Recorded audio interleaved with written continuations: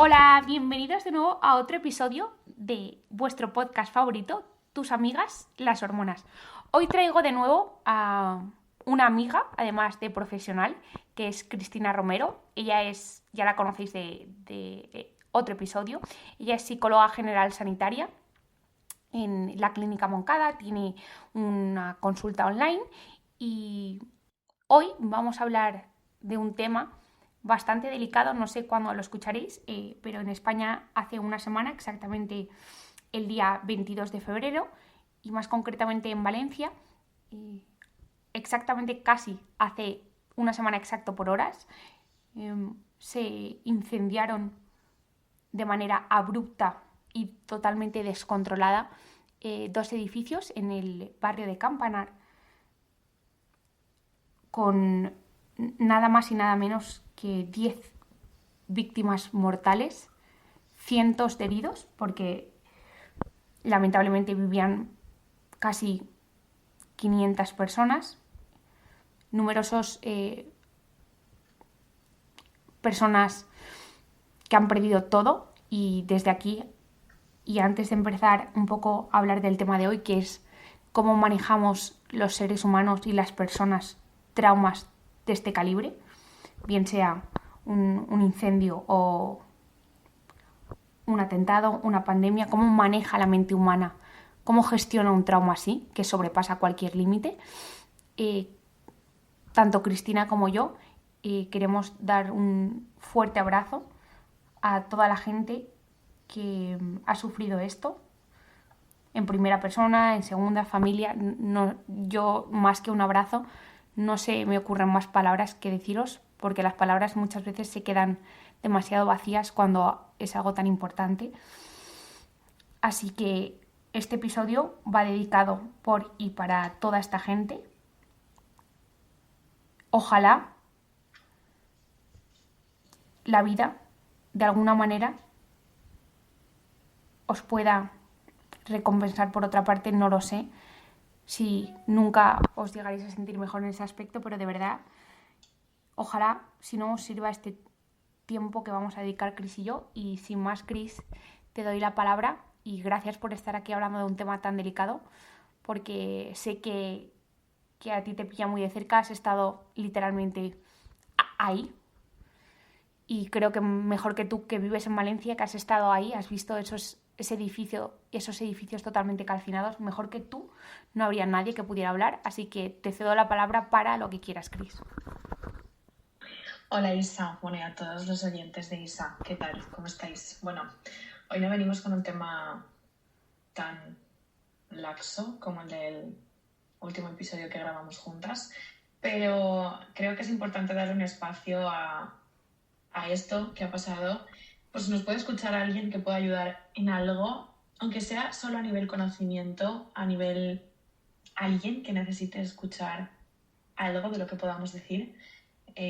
Así que nada, por supuesto, siempre dar las gracias por dejarme este espacio para hablar, para estar tranquilas y para dar a conocer al mundo cosas y situaciones que nuestras carreras nos permiten dar a conocer.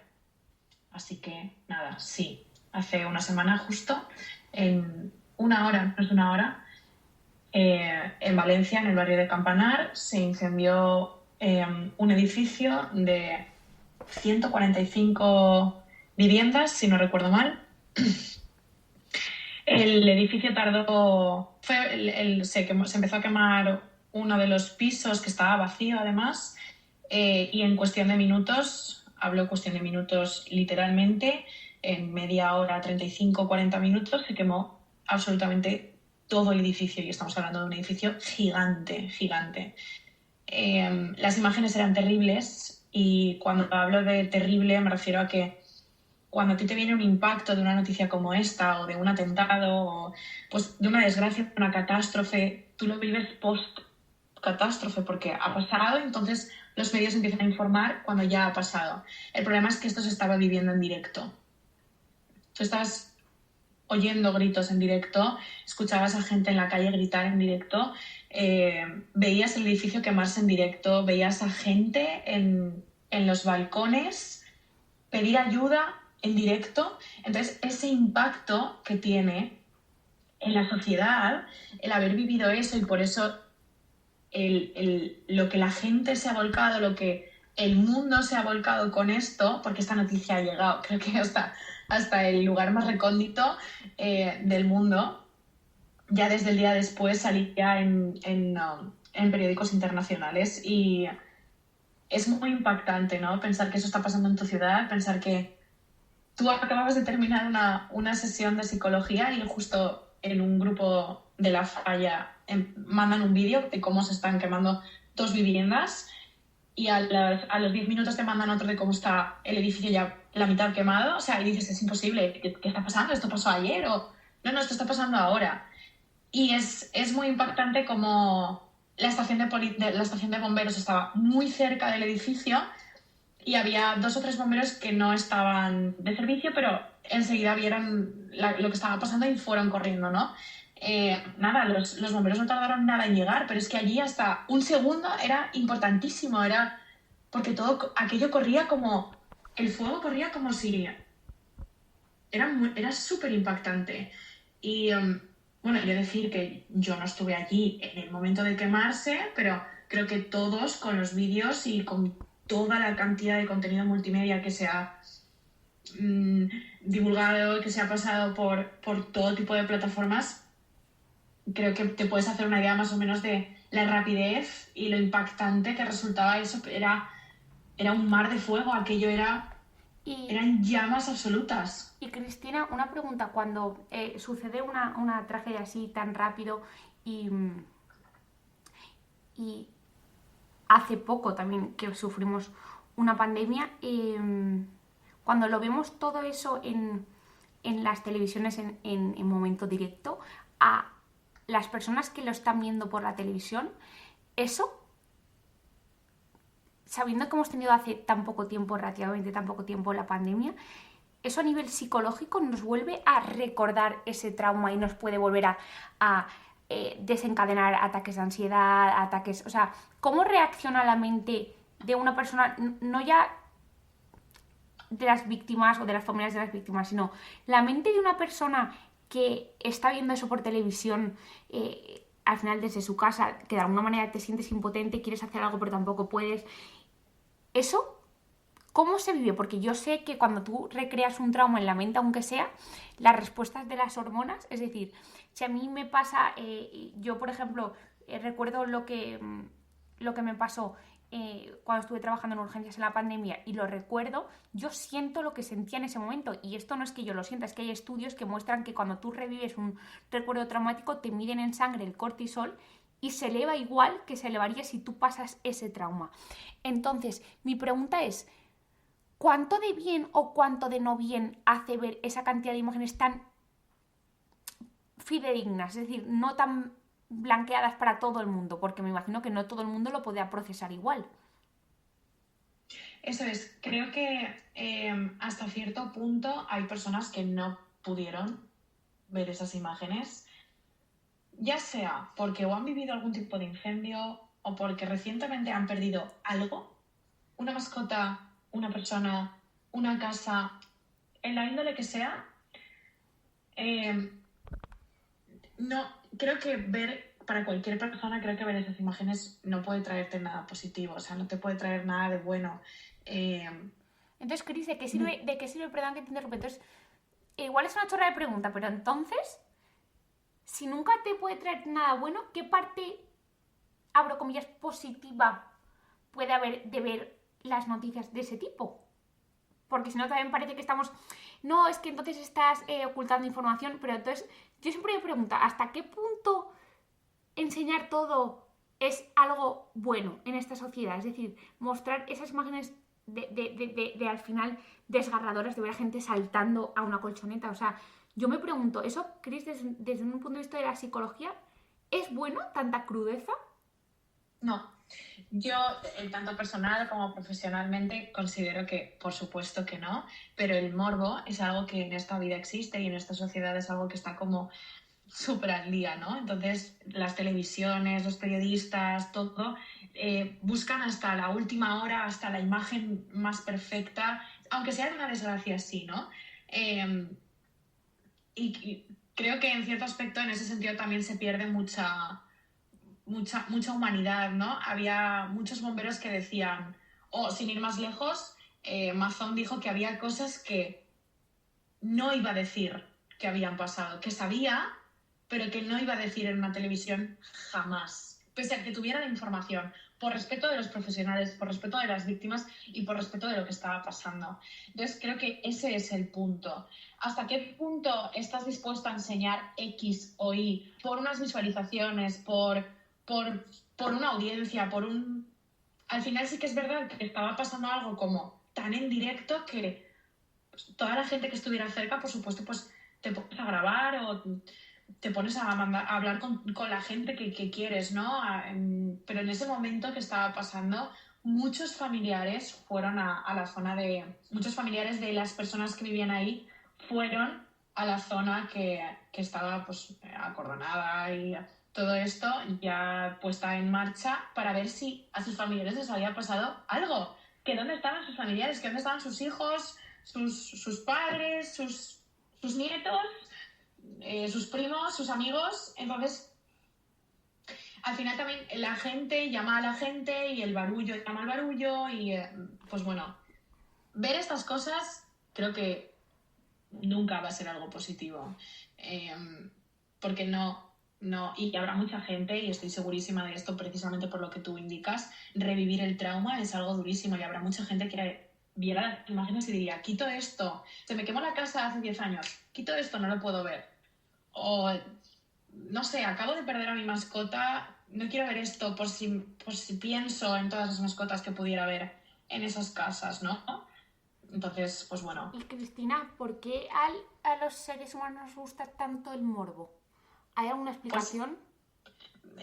No, es simplemente creo que estamos tan sumamente expuestos siempre y sobre todo ahora con las redes sociales y todo eso que ver el sufrimiento de los demás, no como algo placentero, pero sí verlo te suscita algo, ¿no?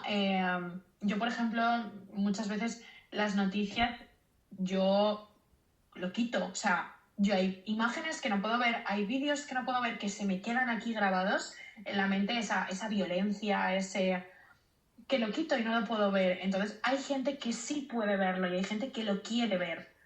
¿El por qué pasa? Pues supongo que es por esa exposición tan típica a la que estamos ya acostumbrados. Por supuesto, ni vamos a hablar de la gente que disfruta viendo estas cosas, pero eso ya es otra historia. Y Cristina, por ejemplo, tú que has estado un poco cerca de todo esto, a corto y a medio plazo, estos bomberos o cualquier persona que ha participado de primera mano, yo luego contaré un poco lo que yo viví con la pandemia, mi parte, esta gente que ahora ha vivido de primera mano, los bomberos, gente que está ayudando, a corto plazo, ¿qué pueden sentir? Porque me imagino que habrá gente que responda como no pasa nada, normalizándolo patológicamente y luego saldrá un poco la respuesta, y luego estará la gente contraria, la gente que está abrumada, que está callada, que no puede procesarlo. ¿Cuáles son las diferentes maneras que de una manera aguda una persona que ha sufrido un trauma muy fuerte puede sufrir y cómo las personas de alrededor podemos ayudarlas en función de qué esté sintiendo cada vez?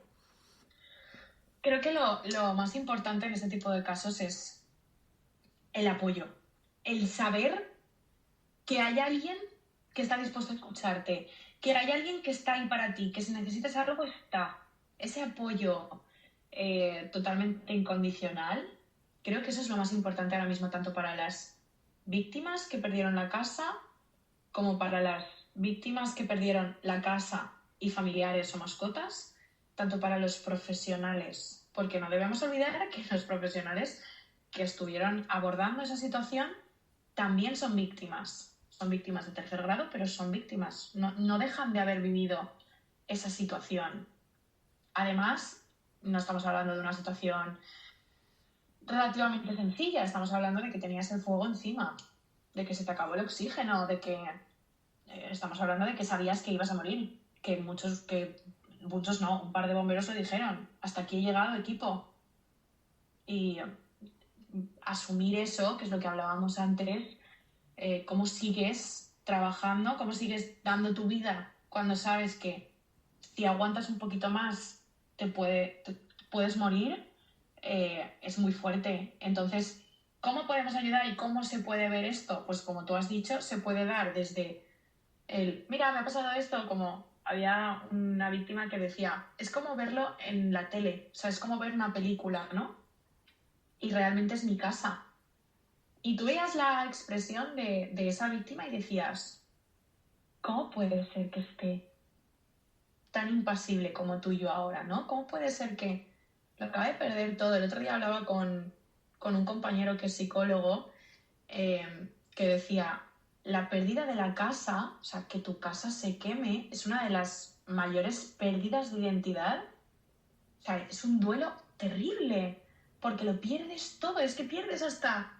Piensa en tu casa, es que pierdes hasta las zapatillas de estar por casa, o sea, hasta lo que te pones cuando llegas de trabajar, lo pierdes todo, pierdes las fotos, pierdes... Ya no hablemos ni de cosas pues Sí, como no, una pierdes todo. mascota, ¿no? Sí, no pierdes Todo. todo. Entonces, puede darse desde la indiferencia, y digo indiferencia entre comillas, porque no es una indiferencia, pero es como una cosa que no te esperas, ¿no? Una reacción que no te esperas. Es como verlo en una película, ¿no? Eso es algo que no esperas que te diga una persona que lo acaba de perder todo.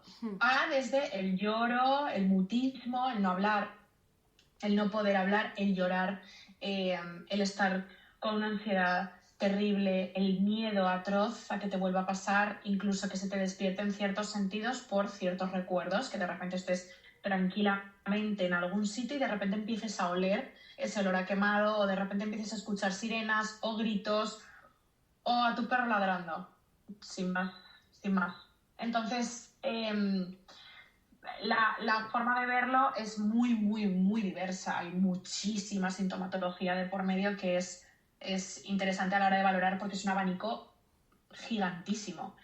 En cuanto a cómo ayudar, pues literalmente lo que he dicho, creo que el apoyo, el saber que, y sobre todo los grupos de terapia, y digo terapia entre comillas porque muchas veces el sentarte con un grupo que ha pasado por lo mismo que tú, sin necesidad de que haya un terapeuta de por medio, ya eso ya te ayuda, el hablar de lo que ha pasado. De hecho, me consta que estos bomberos están trabajando en grupos de bomberos que vivieron esto hace una semana, porque como ya te digo, los propios bomberos afirman, y muchos bomberos del país afirman que esto no se ha vivido jamás, de los jamases, esa rapidez, esa violencia, hacía muchísimo viento ese día, muchísimo viento, o sea, decían que, leí un testimonio de uno de los bomberos que decían, dimos nuestros cascos a víctimas que dejamos bajar, o sea, que bajaron abajo para salvarse, para salir del edificio,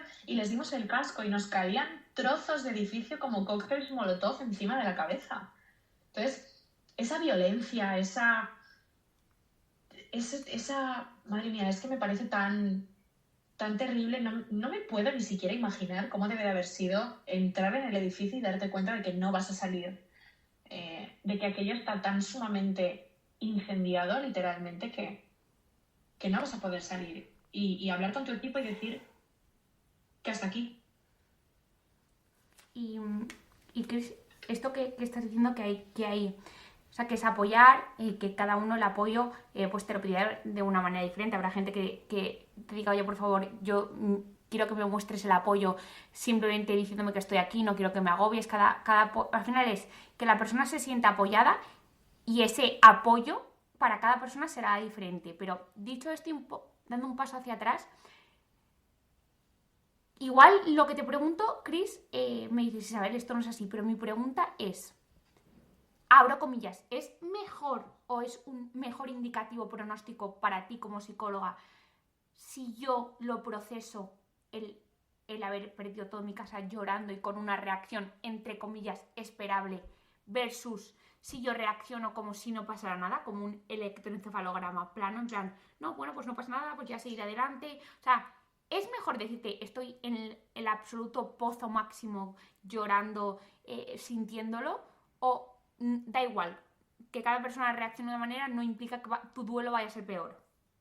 Es que aquí depende tanto de los mecanismos de afrontamiento, de de los escudos que tengas, ¿no? Y de las habilidades que tengas para afrontar algo así. A lo mejor para ti llorar es una vía de escape y a lo mejor para mí no hablar nada, pero procesarlo conmigo misma es igual de lícito, ¿sabes? Depende mucho de cada persona y de cómo cada persona procese, ¿no?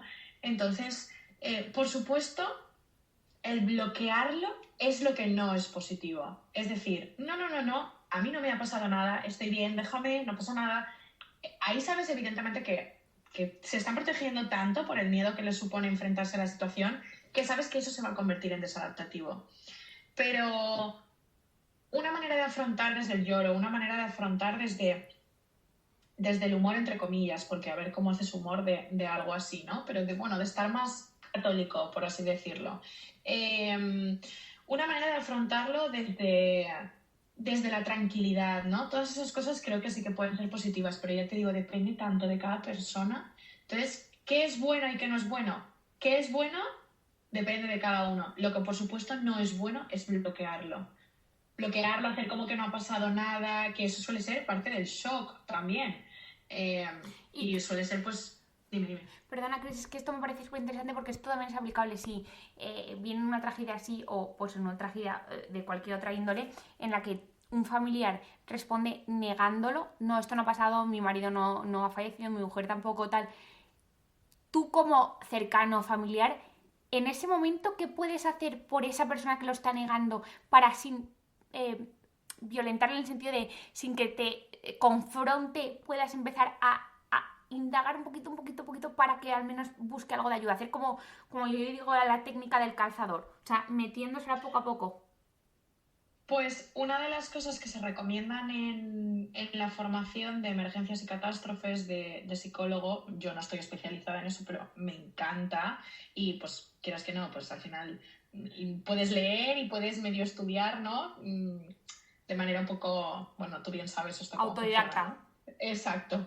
Se recomienda mucho que tienes que comunicar el hecho. Se ha quemado tu casa, ha muerto tu mujer. No confrontando, o sea, no gritándole ni diciéndole que espabiles, que mira lo que ha pasado. Por supuesto, no desde ese punto, pero mira, tal, fulanito, esto es lo que ha pasado. ¿Lo entiendes? ¿Captas esta información? ¿Eres capaz de entender que esto es lo que ha pasado? Ha pasado esto, ha pasado X e Y. ¿Me escuchas? ¿Lo entiendes? ¿Vale? O sea, porque bloquearlo puede generar una situación algo compleja. Pues imagínate una persona que está en ese momento pensando que no está pasando nada, que no se está quemando su casa y el tío va y tira para el edificio, ¿sabes? Entonces, quiero decir, hay que asentar en la problemática y en lo que está Eso pasando. puede darse, Cristina, o sea, que tú digas, por ejemplo, mi marido no se ha muerto y vas y le preparas la comida. Sí, claro que sí. Por supuesto que sí. Eso puede dar. ¿En Y serio? pasa, sí. Y pasa muy a menudo. Sí. Y gente que ¿Y eso no es un muy típico. trastorno? Perdona que. ¿Y eso no es un trastorno psicótico? No. Es parte del trauma y parte de, pues eso, de un duelo desadaptativo. Pues la mente es un Es lugar que maravilloso. me parece muy fuerte que tú seas capaz. O sea, que Sí. tu casa se haya quemado y tú hagas el amago de subir a una casa quemada, por ejemplo. Sí. O sea, he puesto un ejemplo súper extremo, pero el que has puesto tú, por ejemplo, no es nada extremo. El pensar, o sea, el saber, o sea, el que tu marido se acabe de morir y tú hacer comida para dos en vez de para uno porque tu marido ya ha muerto. Sí, claro que sí. Y sin querer que esto es muy típico también de gente que acaba de perder a sus mascotas, bueno, pues en este caso también, pero bueno, en general, es que fui a coger la correa para sacar a pasear a mi perro. Y mi perro hace 2 meses que falleció. O sea, Sí, sí, pero claro eso que puede ser por pasa. costumbre. Lo que yo te preguntaba es, creyendo que está vivo. Sí. No que, es que no es tanto la creencia de que está vivo, es como ese sentimiento al que te aferras, ¿no? Si le hago la comida, 100% tiene que aparecer para comérsela. Vale. Y Cris, una pregunta. Cuando todo esto, o sea, cualquier pues catástrofe, creo que tiene como dos fases, ¿no? La fase un poco más aguda de shock, que aquí es lo que yo te explicaba, bueno, no te explicaba o te comenté por encima, que aquí es donde un poco estamos anestesiados por las hormonas. Al final tú tienes un shock y lo que primero que hacen tus glándulas suprarrenales es ¡pam! Liberan adrenalina, ¡pam! Liberan noradrenalina y ¡pam! Después liberan cortisol. Eso básicamente lo que hace es que te anestesia. O sea, tú cuando liberas eso tiene efecto analgésico, te da taquicardia, te enfocas solo en lo que estás viendo, no te deja ver más allá de eso. Entonces, estás como un par de días anestesiado, que no sientes el cansancio, dolor, o sea... Esto es lo típico que te pasa en los exámenes. Estás estresado, acabas el examen y empiezas a ponerte enfermo, te da el bajón de cansancio. Entonces, en esa primera fase aguda, estás como un poco... Estás totalmente estresado, pero realmente es un estrés fisiológico, porque el cuerpo te está preparando como si lo que te hubiera pasado es que te viene una manada de tigres a comerte. Entonces, estás excitado. Una vez que pasa esa excitación, que en función de cada persona pues puede llegar a ser pues una semana, 2 semanas, un poco lo que tarda un poco todo el eje adrenal y de la noradrenalina y adrenalina en regularse. Después, Cristina, necesariamente una persona que pasa un evento así tiene que ir con un duelo tipo de ánimo depresivo, o una persona puede recuperarse más o menos por completo y decir, o sea, ha llorado, la ha pasado mal la primera semana, 2 semanas, pero a continuación la tía o el tío tira para adelante sin ningún periodo de tristeza o duelo. ¿Eso puede ser posible? Puede darse, porque hasta qué punto... Esto también depende mucho de cómo se entienda, cómo entienda esa persona esa pérdida, cómo entienda esa persona la tristeza, cómo entienda esa persona su vida, ¿no? Y cómo afronta, es lo que hablábamos antes. Supongo que los primeros días pues estás como excesivamente triste, excesivamente impactado, excesivamente... Es muy raro no estarlo en una situación así. Entonces, creo que sí puedes recuperarte con más rapidez, pero claro, ¿qué es rapidez? Porque a lo mejor rapidez son 4 meses para ti y a lo mejor para mí rapidez es una semana, ¿sabes? Entonces, o un año. Entonces, claro, estamos hablando de que aquí hay pérdidas de muchos tipos. Por supuesto, hay gente que ha perdido la casa, pero hay gente que ha perdido la casa y a lo mejor a tu padre o a tu madre o a tus hijos. Hay varias adolescentes también que han perdido la vida. Eran menores de edad. Quiero decir, esos padres, ¿cómo viven de aquí en adelante? Claro, entonces, cuál es la esperanza, ¿no? ¿Cuál es el tiempo? Pues el que la vida te permita, literalmente. El que tu cuerpo y tu mente te lleguen a permitir. 3 semanas, pues en una situación así lo dudo. Pero quizá unos meses, y también ya te digo, depende mucho de la capacidad de afrontamiento que tú tengas y de las habilidades con las que tú te muevas y manejes. Y Cris, ¿y alguna estrategia que tú recomiendes a la gente, independientemente de que vaya o no a terapia, o sea, que pueda ir a terapia, que le apetezca ir a terapia? Porque yo entiendo que igual las primeras semanas lo último que te apetece es ir a terapia con una persona que no conoces a llorar y hablar del tema. Te lo digo porque precisamente tampoco te lo tengo que contar a ti mucho, porque tú en la pandemia estuviste en una residencia de ancianos viendo un poco lo que era eso, que era absoluta, vamos, debió ser durísimo, porque yo estaba en urgencias en el hospital y veía cómo venían de las residencias. No me quiero imaginar tú que estabas en la residencia. Es que yo los veía ya, claro, no me quiero imaginar, yo nunca he querido pensar cómo estaban los pasillos de las residencias, porque yo sé cómo estaba el pasillo de mi hospital en Madrid y no me quiero imaginar cómo era lo tuyo. O sea, yo estuve a partir de mayo de 2020. Sí. Que ya había pasado el piquísimo, sí. ¿Vale? Pero aún así aquello era apoteósico. Todo protocolos, todos los días era un protocolo, hasta ponerte los zuecos era un protocolo. Entonces, había cosas que no podías entrar, tu ropa de calle era un problema, porque claro, y sí, para entonces no se sabía si el COVID se podía adherir al textil, ¿no? Entonces, la gente también era muy difícil. Luego también el aislamiento, el ver el miedo también en las personas Tú mayores sobre todo. lo veías, Chris, cómo estaba la gente, las personas mayores, porque yo te puedo decir cómo estaban en el hospital. Pero lo que pasa es que yo estoy muy sesgada porque yo estaba en urgencias. Además, yo estuve en Madrid, Madrid fue el Sí, sí, epicentro el pico. Ajá, de la sí. primera, y yo estuve desde enero cuando Cuando aparentemente explotó. no era nada, Ujú. que yo siempre, Y luego todo el proceso. nunca jamás me olvidaré, nunca.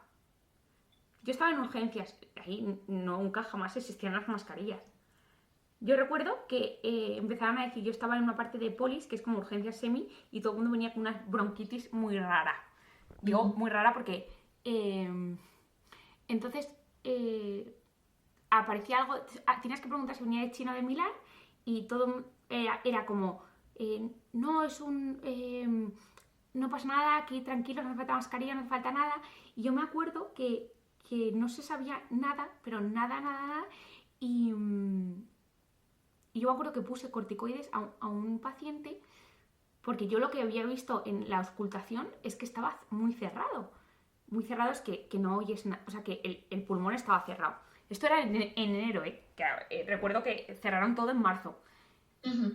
Y yo recuerdo que puse corticoides y el adjunto, que es como el jefe que estaba en urgencias, nunca en mi vida me habían echado tanta bronca porque, en teoría, si era algo que no era viral, no podías poner corticoides, pero yo lo oí y lo que vi en la placa era que estaba muy cerrado y parecía algo viral.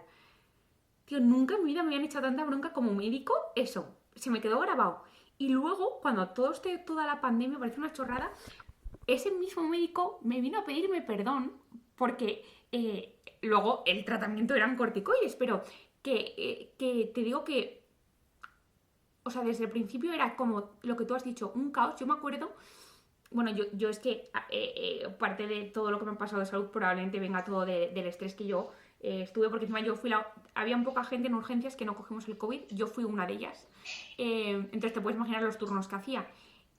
Cada día, Chris, era tú ibas yo estaba en urgencias, entonces, bueno, al principio las mascarillas era una durante todo un turno de 40 horas porque estaban cogidas bajo llave, Ujú. Sí. Ujú. bajo llave, y había que meterlas, o sea, tú la ponías con ese paciente y luego la sacabas, la metías en una bolsita de plástico, que es la mayor guarrada en la vida, y te la guardabas porque no te daban otra.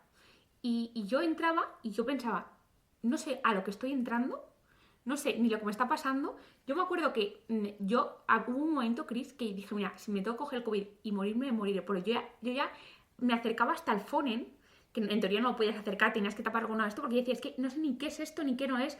La cuestión es que, tío, cada día íbamos y a las 7 de la mañana te daban un papelito con el nuevo cambio de fármacos. Entonces, era no solo la inseguridad de ver a gente que no sabías lo que le pasaba, que se morían, que no podías hacer nada. Yo me sentía una auténtica subnormal perdida. Pero subnormal perdida, porque nunca en mi vida en la carrera te estudiaban para esto. Y encima, yo no sabía ni por qué hacía las cosas, la hacía porque me mandaban, no solucionaba nada, la gente se moría a cualquier hora. Era toda una constante de no saber qué hacer. O sea, y tú preguntabas a alguien y nadie sabía nada, pero ni el jefe máximo, nadie, éramos todos unos mongolos, y eso es así. O sea, las cosas que hacíamos al principio de dar antirretrovirales para el VIH, para el COVID, o sea, son cosas que yo, Chris, ahora lo veo y digo, tío, ¿qué hacíamos? Entonces, una sensación de indefensión, me sentía como una auténtica mierda como médico porque no podía ayudar a la gente. Yo no estaba preparada para ver tantas muertes yo en mi vida. O sea, yo hacía un año que había hecho el MIR, o sea, y digo, tío, yo además endocrino, que no es para urgencias, o sea, y yo, Chris, ahora, 4 años después, no puedo pensar en eso. Fatal. O sea, toda mi barrena de salud entró desde esto.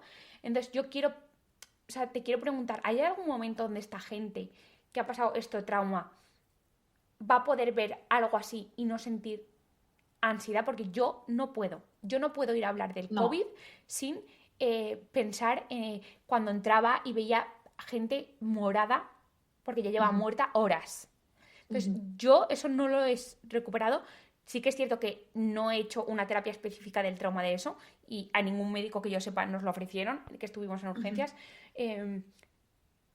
Pero Chris, yo no lo he recuperado, igual me imagino que tú tampoco. Entonces, mi pregunta es, ¿hay alguna persona que pueda volver a un estado normal? Porque yo te juro, Chris, que no puedo. Creo que es muy difícil, Isa. Creo que lo que se vivió fue tan sumamente heavy. O sea, ese aislamiento, ese miedo a ver hasta tu propia familia, hasta gente con la que convivías, juntarte, por si te lo pegaban ellos o por si lo pegabas tú. En este caso, por si lo pegábamos nosotras, que éramos las que estábamos en contacto con el COVID, ¿no? Pero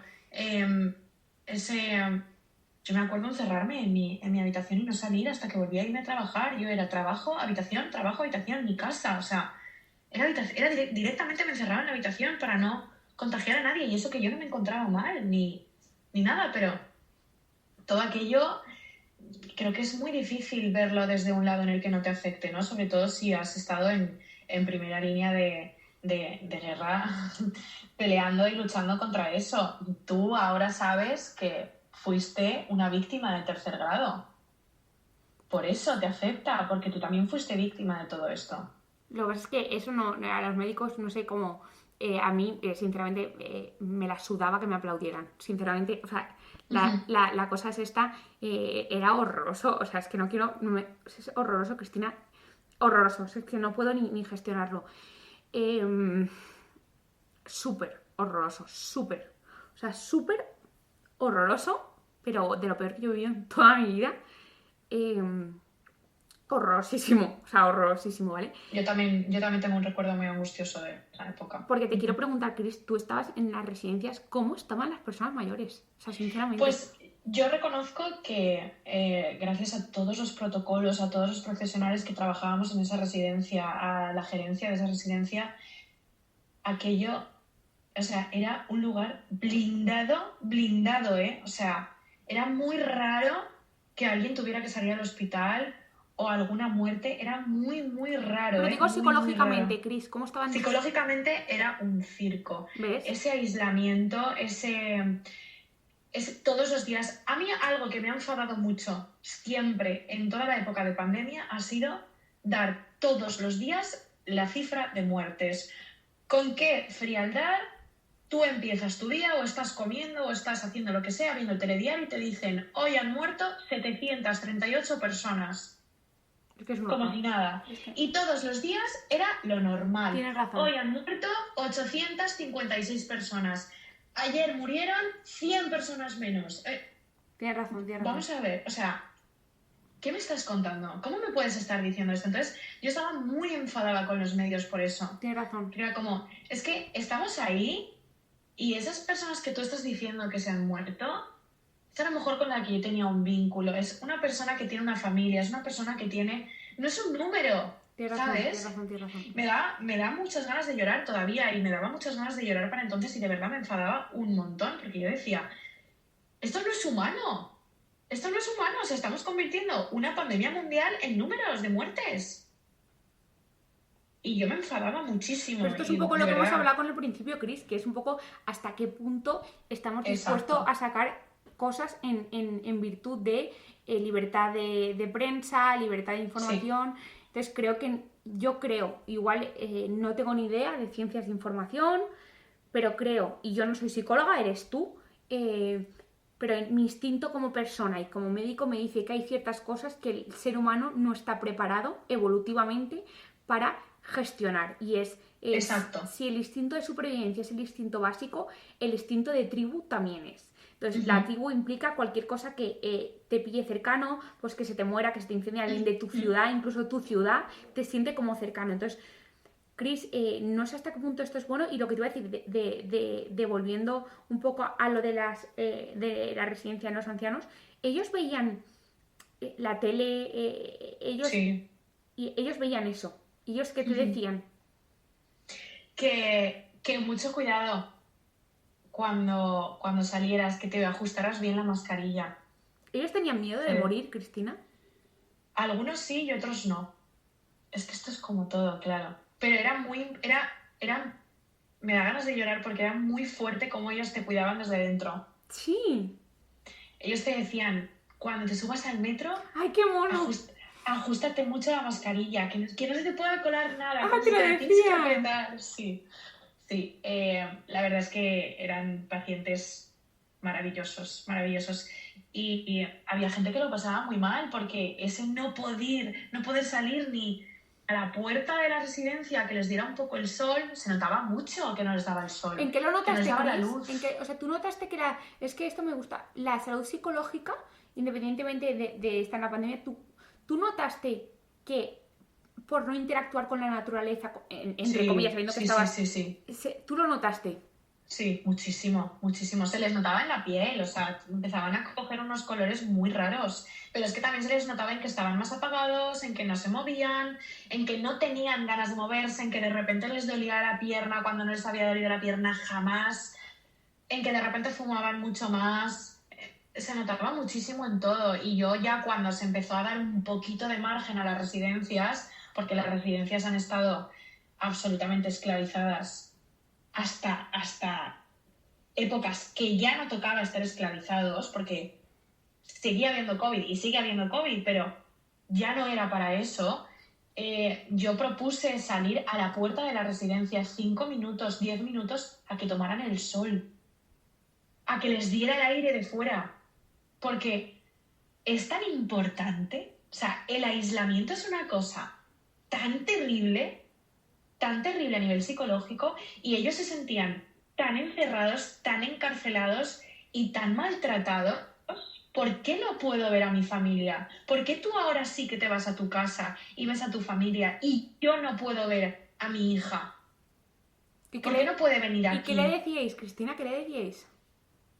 Que era totalmente normal que estuvieran enfadados, que era completamente normal que estuvieran tan sumamente frustrados y con tanto miedo y con tanta frustración. Es que no les podías decir nada. No les podías decir nada en esas situaciones, porque por supuesto luego había otras situaciones que sí que se daban que no eran para ponerse así, pero justamente con esto no les podías decir nada porque tenían toda la razón del mundo. Tenían toda la razón del mundo. Sí que es cierto que había un riesgo brutal de contagio. Si entraba alguien por lo que sea contagiada sin darse cuenta, asintomático o lo que fuera. Toda esta jerga que de repente surgió, ¿no? Pero Yo era sé... normal, o sea, ¿cómo no vas a estar enfadado? Y Chris, ¿tú cuando notaste que empezaron a salir, tú notaste misteriosamente cierta mejoría? ¿O les notabas que... Sí, sí, era muy guay ver cómo de repente se empezaban a reír. Es que se les daba la risa, es que se reían entre ellos, les daban ataques de risa. O sea, me acuerdo de una paciente que tenía en silla de ruedas, que era relativamente joven, que se partía, es que se partía, decía, mira, Cris, estabas tomando el sol. O sea, se partía de risa. Y ese, solo por el simple hecho de salir, su estado de ánimo mejoraba, es que su vida, su día cambiaba, lo afrontaban diferente. El trauma diferente, sí, Sí. y un poquito volviendo a las estrategias para ayudar a la gente, yo nunca nadie me pidió opinión, obviamente el ministerio, de qué es lo que se debía hacer, ¿vale? Pero yo siempre tengo en mi mente y en mi corazón que el problema de encerrar, no sé cómo se debía haber gestionado, pero ni dejarte andar, eso es un daño irreparable. Porque yo me acuerdo un día que yo salía de una guardia y me paré, en vez de en el metro, en mi parada de metro, me paré en una parada de metro antes y salí para andar. Se necesitaba respirar. Me acuerdo que vino un policía y me dijo, señorita, no puede andar. Entonces le miré, me puse a llorar, le saqué el papelito que yo tenía que era médico y le dije, mira, llevo trabajando 36 horas. Necesito andar 5 minutos que me dé el aire porque no puedo soportar esto. Y fíjate cómo me vivió el pobre hombre que me dijo, circule y ande lo que usted quiera, porque es que creo que era inhumano. O sea, yo soy consciente de que en España estamos taladrados, pero en otras zonas del mundo se podía más o menos andar. Y creo que de verdad el tema de cuando es como que en el trauma que, por ejemplo, ha vivido la gente del incendio, como si tú acabas de vivir eso y te dicen, vale, perfecto, enciérrate en tu casa. O sea, creo que es una manera horrorosa, Chris, para procesar cualquier cosa que se dé. Encima, encerrado, viendo gente que se muere, es como una película de terror. Entonces, volviendo un poco a esto, Chris, para ayudar en traumas, en tragedias, el hecho, aunque sea, como hemos dicho, de apoyar, pero por ejemplo, apoyar diciéndole o favoreciendo que de alguna manera interactúen con el ambiente, me da igual, abriendo una ventana, ayudándoles a dar un paseo, llevándoles al campo, eso ayuda, Chris, estar con la naturaleza. Sí, sí, pero porque creo por el simple hecho de que el medio ambiente, el aire fresco, el respirar, siempre te va a ayudar, siempre. No voy a hablar de gente que tiene fobia, pues este tipo de cosas, ¿no? Porque esos ya son casos muy específicos, pero creo que siempre viene bien si tu personalidad y tu salud te lo permite, salir siempre, siempre. O sea, el gran impacto que fue la pandemia fue por el confinamiento, fue por esa sensación de estar encerrado. Tu cerebro llegó a pensar que tú estabas en una cárcel, que a ti alguien te estaba castigando y no podías salir. Y de ahí vinieron todas las cosas que han venido después.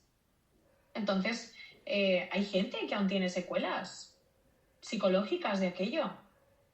Y es completamente normal. No se abordó luego, no se puso ninguna ayuda. Entonces, estás mal, búscate un psicólogo. Ya, bueno, es que yo no he querido esta situación, ¿sabes? Me han impuesto encerrarme.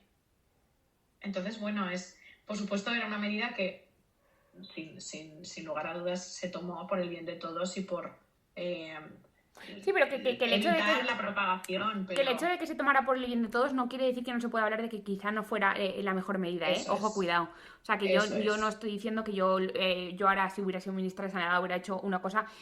Simplemente estoy diciendo que se pueden cuestionar la manera y ya que se han tomado esas eso medidas, es. creo que la salida de la pandemia no ha sido No, la adecuada no. y creo que cuando pasan traumas como la tragedia de Valencia y ves otra vez a muertos y ves otra vez las noticias deleznables, o sea, muertos y gente incendiada, y es como que tú otra vez inevitablemente piensas otra vez en la tragedia, en cómo en un minuto puede cambiar la vida al 100%. Y yo creo que me da la sensación de que no hemos aprendido nada a gestionar ese tipo de...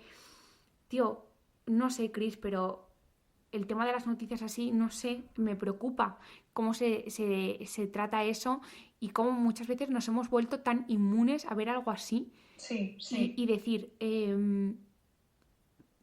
y verlo, o sea, verlo mientras que estás sí. comiendo. O sea, Es como si nos hubieran adoctrinado a tener que aguantar este tipo de noticias y que nos parezcan normales, que no nos parezcan crueles, que no nos parezcan duras, que no nos parezcan insoportables de ver, de leer, de escuchar. pero es que, Cristina, yo no sé si tú esto, y esta conversación está fluyendo como estamos fluyendo, pero mi pregunta es, ¿hay alguna relación entre que estemos viendo estas cosas de una manera a veces tan incluso sin pararnos y decir, joder, es que me estoy tomando una patata hervida mientras que estoy viendo gente que se está calcinando y yo estoy viéndolo Ujú. más o menos normal?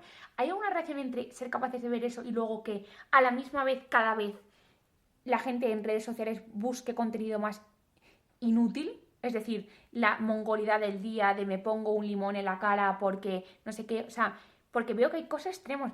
Pasamos de ver cosas crueles en las noticias a luego meterte en cualquier red social, en TikTok, y estar consumiendo superficialidades absurdas.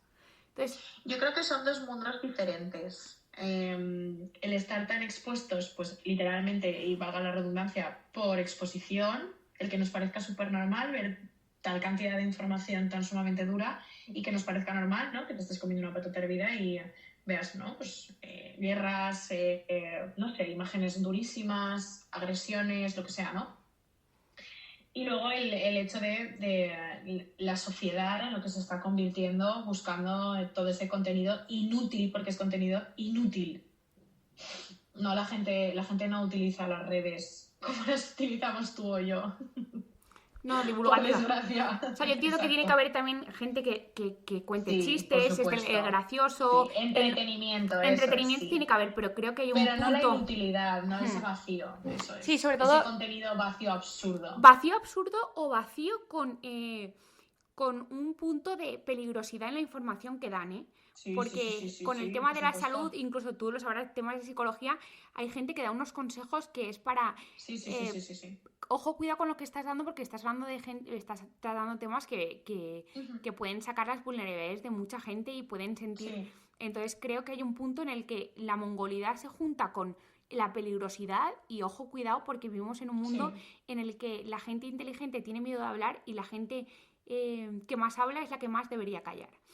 Ajá, sí, totalmente. Entonces, eso me supone al final una cuestión, Chris, que eso lo hablaremos no en otro tema contigo, que es hasta qué punto el cerebro humano está hecho para tanta información, porque yo no sé Ujú. hasta qué punto somos capaces de procesar, integrar esa información y ponerla en el lugar, porque creo que a veces tenemos tanta información, Chris, que ya igualas, porque no sabes jerarquizar la información que te está dando una psicóloga, por ejemplo, como tú, sobre el otro día, lo que hablabas de la familia, que me gusta mucho los temas, bueno, si no El seguís refuerzo a... emocional en la Sí, familia. Ujú.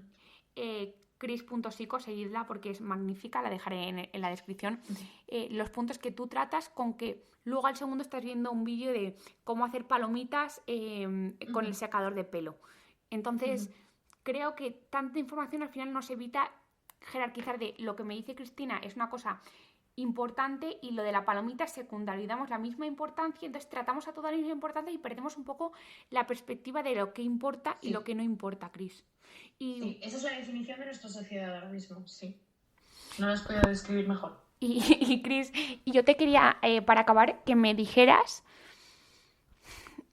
qué tres cosas podemos hacer como persona que acompaña a alguien con un trauma. Me da igual que sea lamentablemente con, con la desgracia que ha ocurrido en Valencia, con Ujú. alguien que sufra, me da igual, es que no quiero dar ejemplos para que no... Ujú. Una Ujú. tragedia, ¿qué tres cosas tú como psicóloga le dirías a esa madre, esa hija, ese marido, ese primo que tiene que tratar con alguien que ha sufrido un trauma? Algo, ya sé que es muy complicado, Chris, y te estoy poniendo en un aprieto, pero algo general que más o menos para esa gente que no sabe por dónde tirar, que está agobiado, es que veo a esa persona que no sé cómo tirar, algo, Chris.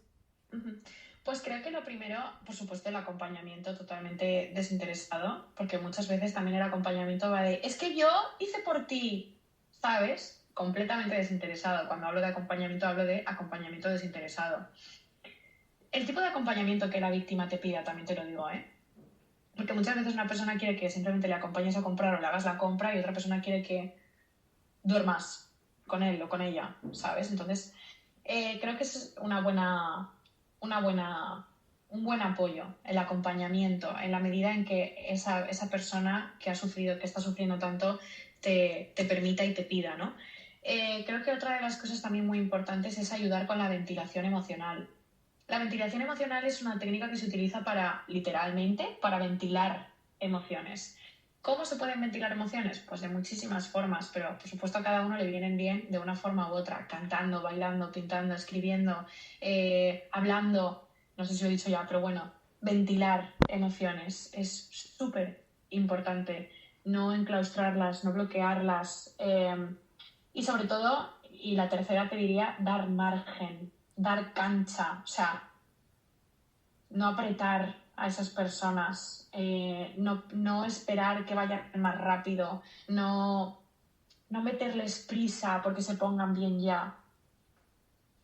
Creo que esas son las tres cosas que te diría. Acompañamiento, ventilación y empatía que viene a ser a no apretar. Y Chris, que me gusta mucho lo de la ventilación. La ventilación te refieres a que, por ejemplo, que hagan algo manual, que muevan al cuerpo para que la atención pase de ese trauma a una tarea de hacer, porque cuando tú estás pintando parece que te estás concentrando en pintar y no es... O sea, más o menos es algo así, ¿no? Pintar, No cerámica... es por evitar o por concentrarte, sino mucha gente, esto depende también de la creatividad de cada uno, claro, pero con ventilación emocional también puede ser irte a andar. Eso también puede servirte para pensar tú contigo mismo y pues eso, ventilar, ¿no? Voy a irme a caminar al campo, voy a irme a caminar al río, voy a irme a caminar por la calle y me relajo y pienso en mis cosas. Eso también puede ser un tipo de ventilación. Entonces, a nivel conductas distractoras, que es creo que lo que me estabas preguntando, sí, pudiera ser también una de las formas, pero la gracia de la ventilación es que tú esas emociones que estás sintiendo las puedas plasmar en algo. Yo, por ejemplo, cuando camino, pienso muchísimo las cosas. Me ayuda muchísimo a pensar. Muchísimo. Escribiendo, por supuesto, también, ya lo sabes. Pero caminando también me pasa mucho que digo, acabo de organizar toda mi vida en 1 hora y media. O sea, creo que lo acabo de entender, perdona, Cris. O sea, ventilación emocional es hacer una actividad que mientras que estás haciendo la actividad te permite sentir las emociones traumáticas, pero no en un sentido peyorativo, sino positivo, con un objetivo constructivo. Eso es. Es expresar nuestros estados de ánimo de diferentes maneras para poder sacar lo que tenemos dentro, básicamente. Vale, estupendo. Y ya para terminar, Cris, bueno, aparte de que te quería agradecer un poco tu labor, no solo a nivel de redes que haces de psicología, sino también desde primera mano, porque sé que soy consciente de que lo sé de primera mano porque, bueno, tú eres casi como de mi familia y tu hermano es como mi hermano. Y sé que te ofreciste desde el primer momento a ayudar a las víctimas de manera totalmente desinteresada, en tanto que pusiste hasta tu teléfono móvil para ayudar a la gente, que yo flipé. Dije, tío, ole por Cristina, porque poner tu teléfono móvil para que cualquier persona te llame con un problema a cualquier hora es ole tus ovarios, ¿vale? Y te lo quiero decir públicamente porque no he visto a nadie que lo haga. Y eso creo que te lo mereces saber, Cristina, porque de verdad que dije, tío, la amo. O sea, la amo. Porque pusiste... Es lo mínimo que podía hacer. Sí, pero bueno, Cristina, pero no todo el mundo lo hace. Entonces creo que también te mereces ser reconocida por ello y que la gente lo sepa. El tipo de persona que estamos, con la que estamos hablando, ¿vale? Y quería preguntarte o que terminar desde alguien que te esté estudiando de Madrid, de Huelva, me da igual. ¿Hay algo que podamos hacer de alguna manera que tú te hayan dicho en Valencia que podamos ayudar, contribuir? No sé, me da igual, lo que tú creas que podemos ayudar. Sé que hay un crowdfunding, creo, de dinero para ayudar a las víctimas. Creo que es de 1 millón de euros. Pero no te sabría decir más, porque sí que es cierto que todo lo demás está cubierto. O sea, la ayuda ha sido tal, había tal cantidad de kilos de ropa, de kilos de comida, de kilos de... ¡Buah! Una cantidad de cosas que tuvieron que decir, por favor, ya no traigáis nada más porque no sabemos dónde meterlo. Y creo que son cosas que todo lo que ha sobrado lo van a destinar a otras causas maravillosas también. Entonces creo que todo lo que estaba en nuestra mano ya lo hemos hecho. Y a nivel, Cris, de redes, ¿crees que está bien, quiero decir, hablar del tema, no hablarlo? Algo que se deba hacer. Yo creo que ya cada vez menos, porque las víctimas también necesitan ese descanso. De hecho, mi intención es, después de esto, después de hablar esto contigo, ya no hablar más de este tema, porque también entiendo que las víctimas tienen que descansar. Había un bombero que decía, llegas a tu casa y las noticias son el incendio. Te metes en Instagram y todo lo que ves son fotos del incendio. Yo, por ejemplo, no compartí ninguna foto cuando fui. Yo tampoco. O sea, yo lo vi en vivo y en directo y, por supuesto, tengo fotos porque creo que es algo que nunca debes olvidar, ver algo así, ¿no? Y bueno, por supuesto, porque mi hermano es arquitecto y quería enseñarle en lo que se había quedado ese edificio, pero sin ir más lejos, no quise pasar esas imágenes a nadie, dar ese morbo, dar ese protagonismo, ¿no? Ya está. Todos lo hemos visto ya, no hace falta que lo veáis una vez más. Vale. Entonces, pues creo que ya hay que dar un respiro también y los medios ya van bajando mucho el ritmo. Entonces, como resumen, decimos que dar tiempo a la gente, mostrarles apoyo desde la empatía sin recriminar, ventilación emocional y que cada persona a su propio tiempo, que todos los duelos son válidos, ¿no, Cris? Que cada persona tiene una manera, que mientras que no, como tú has dicho al principio, no se niegue, no se diga que eso no ha sucedido, todos los duelos a priori son dentro del arco de la normalidad. Y en la medida en la que puedan, quieran, se sientan cómodos, que inicien terapia. Tú tienes tu consulta online, que si quieren lo pondré @crisico, que pueden contar contigo desde todas partes de España, si quieren hablar, que tú les ayudes. Y nada, Cris, te quiero dar las gracias y que te despidas con un mensaje para toda la gente que te escucha. Yo también te quiero dar las gracias a ti siempre por todo lo que haces, por todo lo que hiciste en esa época tan dura, en la pandemia. Yo siempre te daría las gracias por todo. O sea, siempre, porque me pareces una persona completamente maravillosa y absolutamente todo lo que haces totalmente altruista, y eso también la gente que nos escucha tiene que saber qué clase de persona es la persona que también habla. Y nada, eso, simplemente queríamos dedicar este espacio para comunicar un poco, para hablar desde otro lado también, desde un lado también más laxo, ¿no? Más tranquilo, no tan pautado, no tan guionizado. Y bueno, creo que lo hemos conseguido, Isa, así que un orgullo estar aquí, un placer siempre. Y nada, que nos vemos pronto seguro. Seguro que tenemos un episodio Cris y yo también guay. Y un besito a todos y nos vemos dentro de 15 días en otro episodio de Tus Amigas las Hormonas. Un besito.